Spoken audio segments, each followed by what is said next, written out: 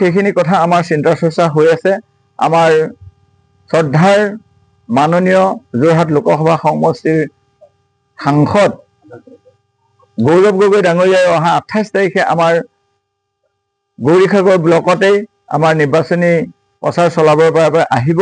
আমি তাৰ প্ৰচাৰ কাৰ্যসূচী আমি যিখন তালিকা প্ৰস্তুত কৰিবলৈ কাৰ্যসূচী ভাগ প্ৰস্তুত কৰিবৰ কাৰণে আমাৰ ঊৰ্ধ্বতম কৰ্তৃপক্ষই ব্লক কংগ্ৰেছ কমিটিয়ে যুগুতাইছে। আমি আপোনালোকক পৰৱৰ্তী পৰ্যায়ত তেখেতৰ কাৰ্যসূচীৰ বিষয়ে আমি জনাম। আমাৰ কাৰ্যসূচী কোন কোন পঞ্চায়তত কেনেকৈ ল'লে আমাৰ সুচল হয়, আমাক তেখেতে সহায় কৰিব আৰু তেখেত আহিব। তেখেতে অহাৰ উপৰিও আমাৰ কেম্পেইনিং কৰিবলৈ আমি অন্য তেনেকুৱা ধৰণৰ আমাৰ যিসকল গ্ৰাছ লেভেলৰ আমাৰ লগত আৰু কেইবাজনো ব্যক্তি আমাক সহযোগিতা প্ৰদান কৰি আহিছে। যোৱা কেইটা দিনত আমাৰ অসম প্ৰদেশ কংগ্ৰেছৰ জ্যেষ্ঠ মুখপাত্ৰ সকলোৱে পৰিচিত মনোৰঞ্জন বৰগোহাঁইদেৱেও আমাৰ লগত যথেষ্টখিনি সহযোগিতাৰে আমাক প্ৰচাৰ কাৰ্য চলাই আছে।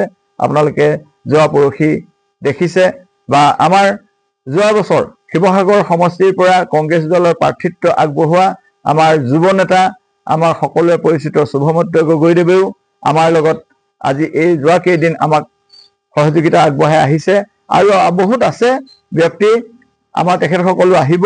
কিন্তু যেহেতুকে আমি সেই তেখেতসকলৰ আশালৈ তেখেতসকল আহিব বুলি বাট চাই নাথাকি আমি আমাৰ নিজাববীয়াকৈ আমি আমাৰ যিসকল নমস্য ব্যক্তি আমাৰ শ্ৰদ্ধাশীল যিসকল ব্যক্তি সেইসকল ওচৰলৈ আমি আহিছোঁ। তেখেতসকলৰ পৰা আমি আশীৰ্বাদ বিচাৰিছোঁ আৰু অনাগত দিনত আমাক তেখেতসকলে আশীৰ্বাদ প্ৰদান কৰিব আৰু আমি আগন্তুক যি নিৰ্বাচন সেই নিৰ্বাচনত আমি বিপুল সংখ্যক ভোটত জকাইচুক জিলা পৰিষদৰ পৰা আমি আগবাঢ়ি যোৱাৰ এটা আমাৰ আশা আমি মনত পুহি ৰাখিছোঁ আৰু আমাক জ্যেষ্ঠসকলে আশীৰ্বাদ প্ৰদান কৰিব।